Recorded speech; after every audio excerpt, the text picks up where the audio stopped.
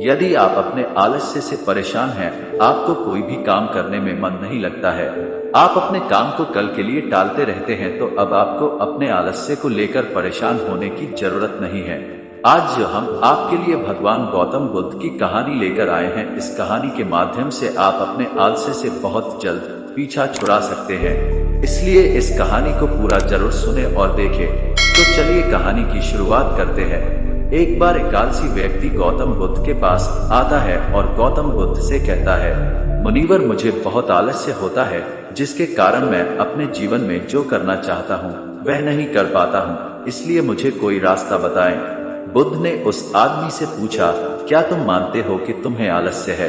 तो उस व्यक्ति ने बुद्ध से कहा, हाँ मुनिवर, सिर्फ मैं ही नहीं बल्कि मेरे पूरे गांव के लोग कहते हैं कि मैं आलसी हूँ। बुद्ध उस व्यक्ति से कहते हैं, लेकिन तुम्हारे पास कोई सबूत है क्या कि तुम आलसी हो? उस व्यक्ति ने हाँ में जवाब दिया। फिर गौतम बुद्ध उस व्यक्ति से पूछते हैं, तुम्हारे पास इसका कोई प्रमाण है क्या? व्यक्ति बोलता है, मुनिवर, मुझे पता है कि व्यायाम मेरे स्वास्थ्य के लिए अच्छा है, लेकिन मैं व्यायाम भी नहीं कर सकता क्योंकि मेरा आलस मुझे सुबह जल्दी उठने नहीं देता है। गौतम बुद्ध कहते हैं, अरे तुम ऐसे आलस्य से परेशान हो? व्यक्ति ने कहा, हाँ मुनिवर। बुद्ध ने कहा, लेकिन क्या तुम जानते हो कि आलस्य क्या है? उस व्यक्ति ने कहा कि मुझे नहीं पता कि आलस्य क्या होता है, लेकिन जो कुछ भी है यह बहुत बुरा है। बुद्ध ने कहा, सबसे पहले तुम्हें यह समझना चाहिए कि मनुष्य के भीतर जो कुछ भी स्वाभाविक रूप से है, इसका कुछ उपयोग है, ये बुरा या अच्छा नहीं है। आलस्य एक भावना है, ये एक विचार है जिसे हम अनजाने में अपने द्वारा निर्मित करते हैं। उस आदमी ने पूछा, लेकिन कैसे मुनिवर? फिर बुद्ध ने कहा कि आलस्य के जन्म होने के दो कारण हैं, पहला शारीरिक और दूसरा मानसिक। जब हम अपने शरीर को कोई ऐसा भोजन देते हैं जिसमें अपने आप में जीवन शक्ति न हो, तो हमारे शरीर में सुस्ती पैदा हो जाती है, क्योंकि यह शरीर ऊर्जा से चलता है और जैसा हम इसे देते हैं वैसा ही व्यवहार करता है। हमारे शरीर के अंदर आलस्य का दूसरा कारण गलत तरीके से बैठना, गलत तरीके से सोना और गलत तरीके से चलना है। हम कभी इस बात पर ध्यान नहीं देते कि हमारे बैठने, लेटने और सोने की स्थिति सही है या नहीं। अगर हम बुद्ध भिक्षुओं को देखें तो पाएंगे कि जब वे बैठते हैं तो उनकी रीढ़ सीधी होती है, जब वे सोते हैं तो उनके शरीर के किसी भी हिस्से में दबाव नहीं होता है, और जब वे चलते हैं तो उनके दोनों कदमों के बीच एक तालमेल होता है। शारीरिक स्तर पर आलस्य का तीसरा कारण सुबह जल्दी न उठना है।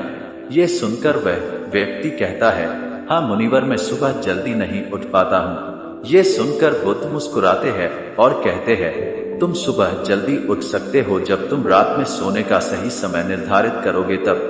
प्रत्येक व्यक्ति को अनुशासन का पालन करना होता है, क्योंकि अनुशासन हमारे जीवन में संतुलन लाता है। ज्यादातर लोग अनुशासन को बुरा मानते हैं क्योंकि उन्हें लगता है कि अनुशासन उन्हें बांधता है, जबकि सच यह है कि अनुशासन हमें बांधता नहीं बल्कि मुक्त करता है।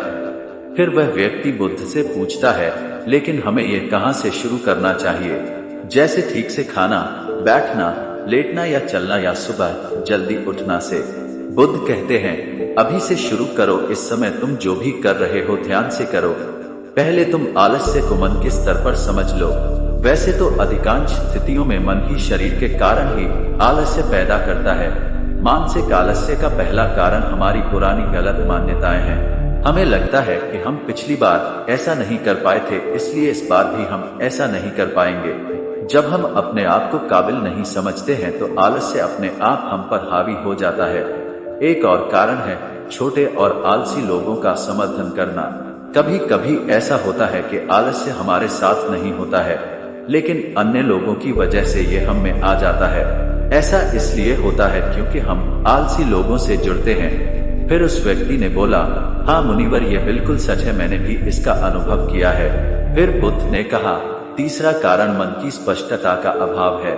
मान लो तुम जंगल में खो गए हो और शाम हो गई है और तुम नहीं जानते हो कि तुम्हारा घर किस दिशा में है, तो ऐसे में क्या तुम आलसी होकर लेट जाओगे या अपने घर की तलाश में निकल रास्ता ढूंढोगे? उस व्यक्ति ने कहा, मैं घर की तलाश में निकलूंगा। तभी बुद्ध ने कहा, बहुत कोशिश करने के बाद भी अगर घर का रास्ता नहीं मिला तो क्या करोगे? व्यक्ति ने कहा, मैं फिर भी इसे ढूंढता रहूंगा क्योंकि मेरे पास कोई दूसरा विकल्प नहीं होगा।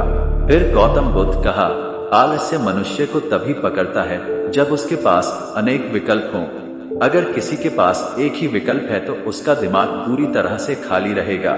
यदि तुम व्यायाम करने में सक्षम नहीं हो तो ये तुम्हारे मन की स्पष्टता की कमी के कारण है। तुम भविष्य में होने वाली बीमारियों को नहीं देख पाओगे। तुम उन बीमारियों के कारण होने वाले दर्द को महसूस नहीं कर सकते। आगे गौतम बुद्ध ने कहा, आलस्य का चौथा कारण यह है कि किसी भी कार्य को करने का कोई कारण नहीं होता है। मान लो तुम सड़क पर कहीं जा रहे हो और काफी दूर तक चलने के बाद तुम थक जाते हो और अब चलने का मन नहीं करता और आलस्य हो रहा होता है। तभी तुम एक शेर को अपने पीछे दौड़ते हुए देखते हैं, तो क्या तुम ऐसी स्थिति में भी अपने आलस्य के कारण वहीं रुके रहोगे? नहीं ना। तो इस बात को समझ लो कि आलस्य तुम्हें वह काम करने से रोकता है जिसके करने का कोई बड़ा कारण नहीं होता।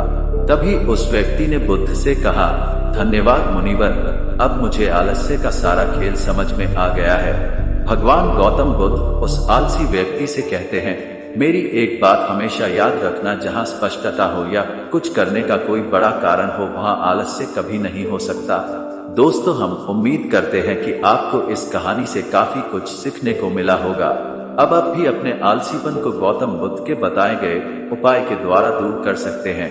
अगर आपको भी अपने आलसपन से परेशान थे और अब आपने इसे दूर करने का संकल्प ले लिया है तो हमें कमेंट करके जरूर बताएं और इस कहानी को अपने दोस्तों के साथ जरूर शेयर करें। और अगर आपको कहानी पसंद आई होगी तो हमारे चैनल को सब्सक्राइब जरूर करें। तो मिलते हैं हम अपने अगले किसी वीडियो में, तब तक के लिए आप जहां भी रहे स्वस्थ रहें और मस्त रहे।